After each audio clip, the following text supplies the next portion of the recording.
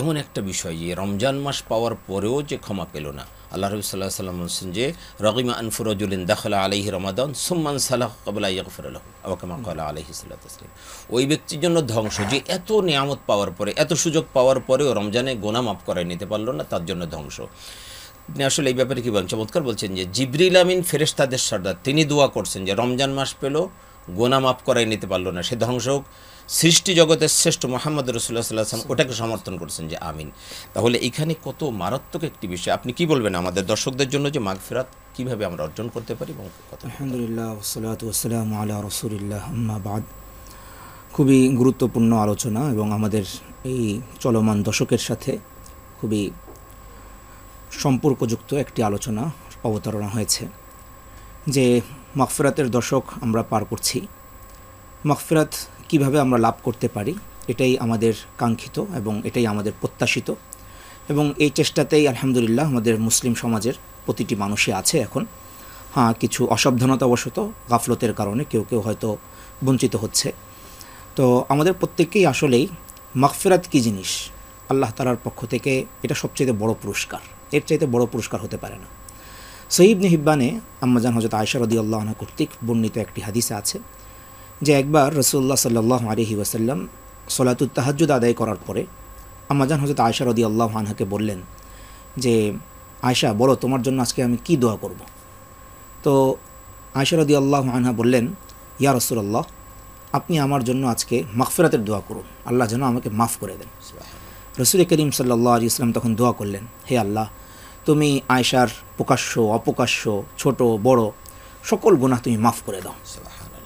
আম্মাজান আয়েশা রাদিয়াল্লাহু আনহা হাসতে হাসতে এত আনন্দিত হলেন যে তার হাসি আর থামছে না, আনন্দের হাসি। তো এক পর্যায়ে রাসূল করিম সাল্লাল্লাহু আলাইহি ওয়াসাল্লাম আম্মাজানকে বললেন যে আয়েশা, তুমি আজকে এত কেন আনন্দিত? তিনি বললেন যে আমার জন্য আকায়ে নামদার হযরত মুহাম্মদ রাসূলুল্লাহ সাল্লাল্লাহু আলাইহি ওয়াসাল্লাম মাগফিরাতের দোয়া করেছেন, এর চাইতে বড় প্রাপ্তি আমার আর কি আছে? রাসূলুল্লাহ সাল্লাল্লাহু আলাইহি ওয়াসাল্লাম বললেন যে আয়েশা, জানো, এই যে তুমি যেই দোয়াটি পেয়ে আজকে আনন্দিত হলে, এই দোয়াটা আমি প্রতিদিন আমার প্রত্যেক উম্মতের জন্য করে থাকি। সুবহানাল্লাহ। তো আম্মাজান আয়েশা রাদিয়াল্লাহু আনহার এই আনন্দ থেকে বোঝা যায় যে মাগফিরাত কত বড় জিনিস। আমরা একটি হাদিস থেকেও আরেকটি হাদিস থেকেও এই বিষয়টি বুঝতে পারবো। রাসূল করিম সাল্লাল্লাহু আলাইহি ওয়াসাল্লাম ইরশাদ করেন যে এক ব্যক্তি সে তার উট নিয়ে এবং যাবতীয় আসবাবপত্র নিয়ে খাবার দাবার নিয়ে মরুভূমিতে ছুটেছে, কোথাও যাবে। মরুভূমির এক জায়গায় যাওয়ার পরে কিছুক্ষণ বিশ্রাম করার জন্য সে অবস্থান করছে। এমন সময় তার উট এবং সেই উটের উপরে যে খাবার দাবার ছিল সব কিছুই অন্যত্র চলে গেল। ওই লোক ঘুম থেকে উঠে দেখে যে কিছুই নাই, জীবনের ব্যাপারে পরিপূর্ণ নিরাশা তাকে পেয়ে বসলো। মানে মৃত্যু ছাড়া তার কোনো উপায় রাস্তা নাই, কারণ কেউ সেখানে উদ্ধার করার জন্য আসবে না, আর ওই মরুভূমির মধ্যে শত শত মাইল হেঁটেও যেতে পারবে না। তো এই চিন্তা করে সে আবার ঘুম দিয়েছে। তো ঘুম থেকে উঠে এসে দেখে যে তার সামনে তার যেই উট, তার যে খাবার দাবার আল্লাহ তাআলার গায়বী মদদে সেটা আবার উপস্থিত। এটা দেখে সে এতটাই আনন্দিত হলো যে আনন্দের আতিশয্যে সে বলে উঠল, হে আল্লাহ, আপনি আমার বান্দা আর আমি আপনার রব। রাইট। আর কি রাসূলুল্লাহ সাল্লাল্লাহু আলাইহি ওয়াসাল্লাম বলছেন যে আনন্দের আতিশয্যে এই লোক উল্টাপাল্টা বলে ফেলেছে। আল্লাহ রাব্বুল আলামিন এই ব্যক্তির যেই আনন্দ, তার চাইতেও বান্দা যখন তওবা করে আরও বেশি আনন্দিত হন। সুবহানাল্লাহ। তো আমাদের তওবা, আমাদের ইস্তিগফার, আমাদের ক্ষমা চাওয়া, এটা আল্লাহ তাআলার কাছে খুবই প্রিয় একটা আমল। সাহাবায়ে কেরামও ক্ষমা চাইতে পারলে অনেক আনন্দিত হতেন, রাসূল করিম সাল্লাল্লাহু আলাইহি ওয়াসাল্লাম আনন্দিত হতেন।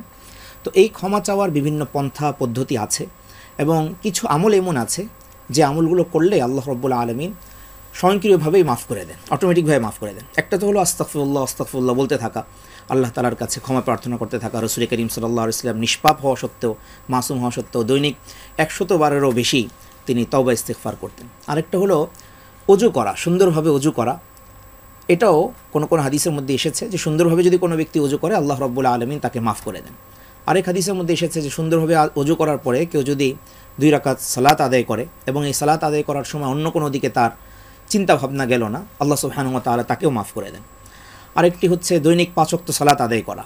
আলহামদুলিল্লাহ, রমজান মাস উপলক্ষে আমাদের মুসলিম সমাজে অনেকেই নামাজমুখী হচ্ছেন, মসজিদমুখী হচ্ছেন। আল্লাহ তাআলা যেন তাদেরকে এটা ধরে রাখার তৌফিক দান করেন, সারা বছর যেন আমল, সারা জীবনও যেন এটা তাদের চলে আসে। তো এই 5 ওয়াক্ত সালাত আদায় করা এটাও মাগফিরাত লাভের উপায়। আরেকটি গুরুত্বপূর্ণ একটি নামাজ হচ্ছে সালাতুত তাসবিহ। সালাতুত তাসবিহ নামাজ সম্পর্কে রাসূল করিম সাল্লাল্লাহু আলাইহি ওয়াসাল্লাম তার প্রিয় চাচা আব্বাস রাদিয়াল্লাহু আনহুকে বলেছেন যে, আব্বাস, আমি কি তোমাকে দিব না? আমি কি তোমাকে জানাবো না?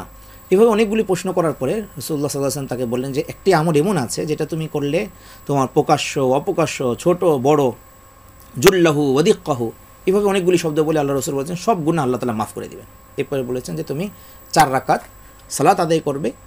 প্রতি রাকাতে সূরা কিরাত পড়ার পরে তুমি প্রথমে যখন দাঁড়িয়ে থাকবে তখন সুবহানাল্লাহ, আলহামদুলিল্লাহ, আল্লাহু আকবার, লা ইলাহা ইল্লাল্লাহ, এই 4টা তাসবিহ দাঁড়ানো অবস্থায় 15 বার। এরপরে রুকুতে 10 বার, রুকু থেকে উঠে 10 বার, সেজদায় 10 বার, সেজদা থেকে উঠে 10 বার, আবার সেজদায় 10 বার, আবার উঠে 10 বার। এই যে প্রতি রাকাতে মোট 75 বার হলো। এইভাবে প্রতি রাকাতে 75 বার করে যদি একটা সালাত আদায় করা হয় 4 রাকাত বিশিষ্ট, ইনশাআল্লাহ আল্লাহ রাব্বুল আলামিন তার প্রতিটি গুনাহ মাফ করে দিবেন।